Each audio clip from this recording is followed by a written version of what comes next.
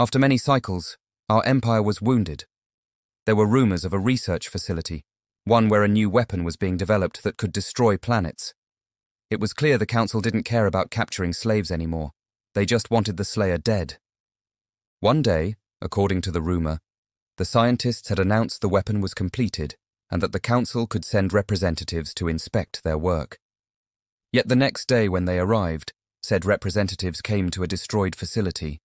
The weapon destroyed so thoroughly, there wasn't a piece larger than a grain of sand. The servers had the camera footage, which was of course the Slayer arriving and killing everyone. The halls were maze-like, intended to confuse and delay any intruders, yet the Slayer navigated the halls as easily as if he had been the architect. Security doors meant to keep out those with unauthorized access opened before him, the virus he had planted so long ago still waging his electronic war within our systems. The cameras allegedly showed him smashing the weapon, carefully crafted after so many cycles and with a cost of billions of credits, destroyed beneath his might like they were unworthy to be in his presence. He then wiped the servers of all research data, leaving them as empty as if they had just been made. All that time and effort wasted. What was known to happen were the coups staged across many ships, especially ones sent on journeys to Earth. Every crew member knew those who went to Earth never returned. One major development was when ships began appearing out of nowhere in the skies above planets liberated from Imperial rule. On the surface, more portals opened, outwalking humans. Some had weapons, true, but most brought relief. Food and medicine were brought in abundance, all matching the needs of each individual race, as well as materials to rebuild destroyed infrastructure. None dared harm them, for all feared the Slayer's wrath. However, the humans brought more than the material. They brought knowledge of war and as well of peace, all delivered via translators unlike ours that seemed to do it perfectly, with every subtle detail of their speech included.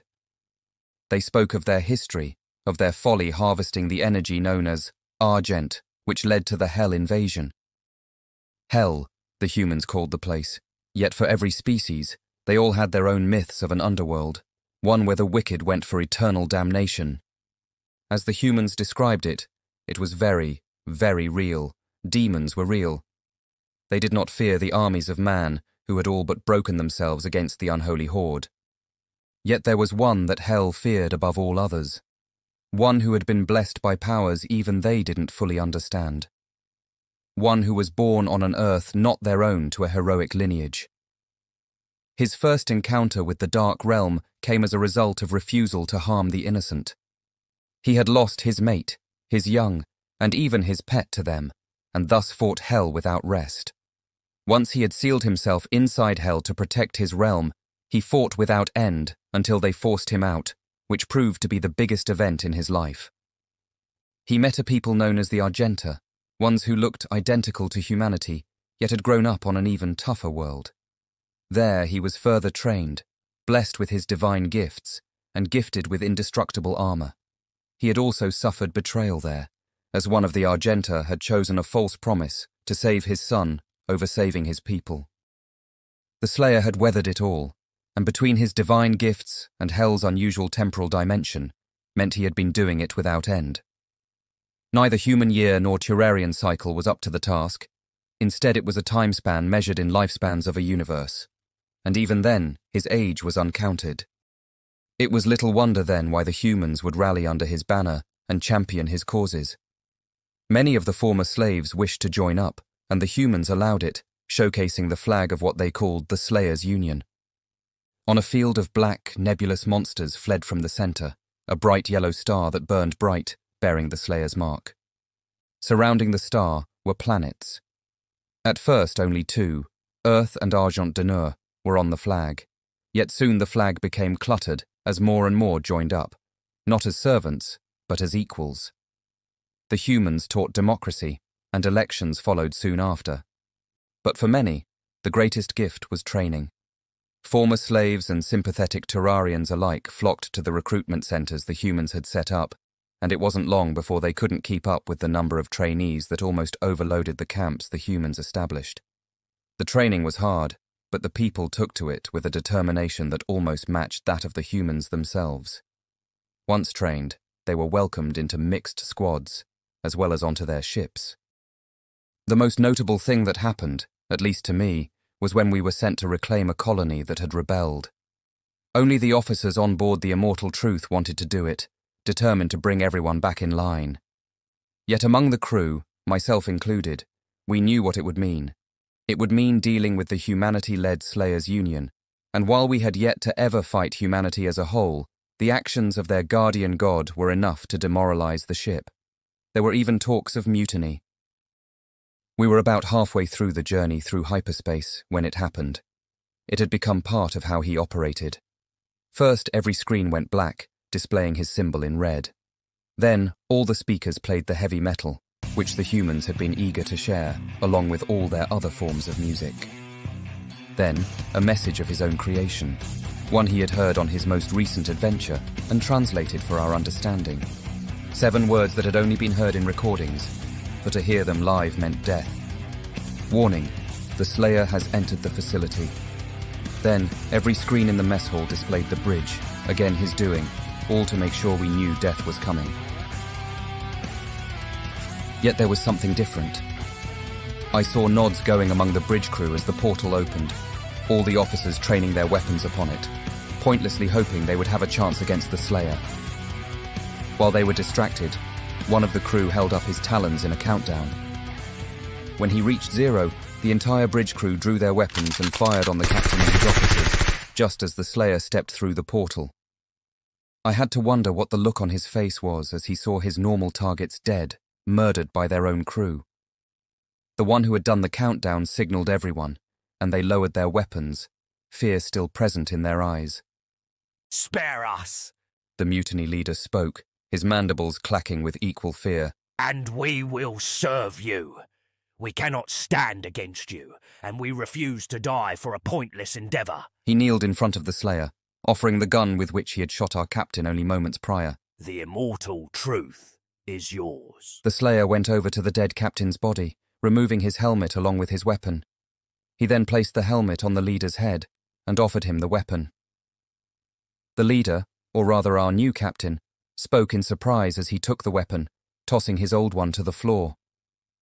"Thank you, sir," he stammered out, as he raised his talons in what we had learned through the videos was the human show of submission to a superior officer, the salute. A move mirrored by all present on the bridge. Even I saluted him, with many others around me following my lead, grateful for life. A salute that the Slayer returned, looking the bridge crew over. First, he pointed to the bodies of the former officers, removing helmets and weapons which he handed to the captain, who understood he was to distribute them as required, also giving orders for the removal of the bodies. The Slayer then looked at the tactical station, tilting his head when he saw we were alone. "Sir, you have done such a number on Turarian fleets that they could only afford to send one of us," our captain told him, in answer to his wordless question. The Slayer nodded, and one could only imagine what plans were forming behind those eyes. He then went over to the comm station and typed in a message he sent ahead, the captain's eyes widening and his mandibles clacking when he read it. "Keep going, sir?" he asked, and the Slayer nodded. He then went back to the tactical station, and with a mastery of controls that took one of our own many cycles to get even slightly familiar with, he displayed a plan. Even I, with no knowledge of war and only of cooking, could appreciate what the plan was. The mutiny had been closed, and nobody outside of this ship knew about its current allegiance. Well, based on what the captain said later, our new allies knew that's what the message was about, along with orders that coincided with our own. We were to continue to fake allegiance to the Empire, all while making secret supply runs. Weapons, ammo, armor, medicine, food, even soldiers were to be covertly dropped on Imperial-controlled worlds, especially weaker ones with minimal security. Others would make deliveries of supplies that were less subtle, mainly ground-based war machines. For now, though, we were to continue to our destination, where further orders awaited us. On the monitor, the Slayer took one last look around, saluted us all once again, then vanished through another portal. Everyone exhaled a sigh of relief, and I could see our new captain promoting crew members to be his officers before the feed cut. My mandibles chattered with nervousness as I realized how I had now been on a ship twice with the Slayer, and lived to tell the tale both times. Though there was tension about what would happen now once we got to our destination. Once in orbit over the colony Warvu, the message was sent down to them. Then there came a message that was broadcasted ship-wide, one that shocked everyone present. While this hadn't been announced to the public at large, traitors had happened in the past, like us. However, the council went through the records and had found their families, either holding them hostage or killing them to ensure cooperation. So part of our mission was simple. We were to head back to Turari Prime and collect our families, relocating them to Union-controlled worlds where the council couldn't touch them. Quite a few cheers went up at that. Not to mention they promised all the usuals to go with it, more than the Empire promised. Even as their own world suffered from the after-effects of hell, they were willing to help our own. Eventually, some of the humans wandered into my mess hall, dressed in green armor, with some type of arthropod on the pauldron.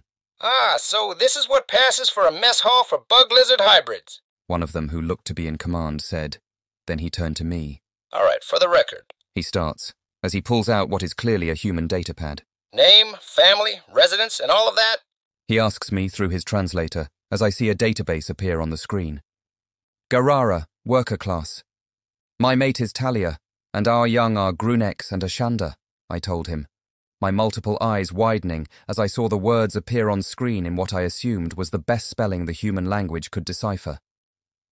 Unit 212 of Block 682 in the worker district of Hitura, Turarian Prime. No wonder your people always seem down in the dumps, he stated after all the information was taken. Homeworld, huh? Bit tricky, but nothing the boys and I can't handle. Not with he taking care of the heavy lifting. He might even play distraction for us while we get your family out. His hand went to his neck, where metal hung on various chains. 2 of the pieces of metal had information stamped into them. What I later learned were called dog tags, so in the worst-case scenario, his body could be identified. But my 4 eyes were drawn to the other thing he wore, a simple piece of metal in a shape every Turarian knew all too well. May his strength fill us all. At least I know where the escape pods are, I say with a flutter of my mandibles. If the worst should happen, I surrendered on the Destiny's Embrace, and I'll do it again. It was at the mention of the Destiny's Embrace that every human turned to me. That was you? Holy shit. I can only imagine what that must have been like. The first human said with wide eyes. Even to us, he can be intimidating. He may not intend to be, but considering what he has done. Oh, I understand perfectly, I answer, not sure if I should be relieved or terrified that the Slayer scares his own people too. Oh, damn, where are my manners? He extends one of his hands, which I had learned was one of the usual human greetings. Lieutenant Matthew Shepard, Scorpion Squad, he says, pointing to the creature painted on his armor. You'll also see Viper Squad and Grizzly Squad around. I have to say, we learned much about your people from the Destiny's Embrace. I blinked in confusion. Wait, I thought that after he ejected my escape pod. He destroyed the ship? The lieutenant cut me off. He, with the help of Dr. Hayden, parked it in Earth orbit and portaled up some volunteers to look the ship over. Oh, we examined everything. From the computers to the engines, FTL, you name it.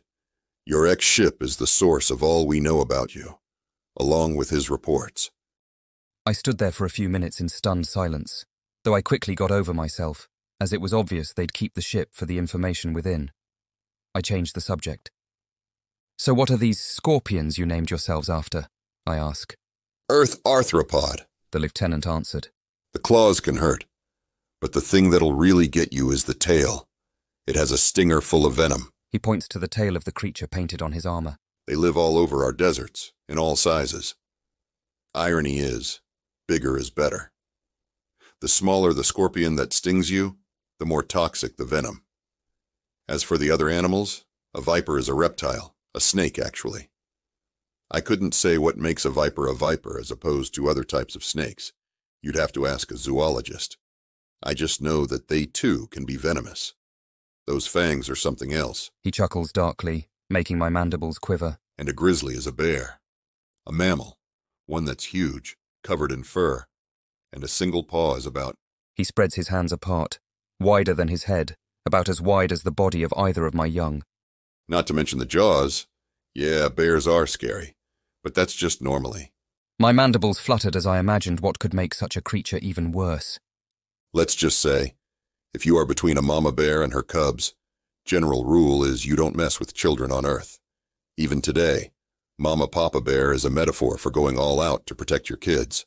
Now it was his turn to change the subject as crates of supplies were brought in. Ah, good. As a way to celebrate, we're making pizza, he says as he examines the kitchen. This oven can work, and trust me, pizza will rock your world. More humans came in with crates, pulling out bottles they loaded into the cold box after figuring out what it was. Beer and soda. Classics that always go with pizza. I helped them load it in, as they explained further what they were. A few hours later, and the mess hall was a mix of races, all gorging on the pizza.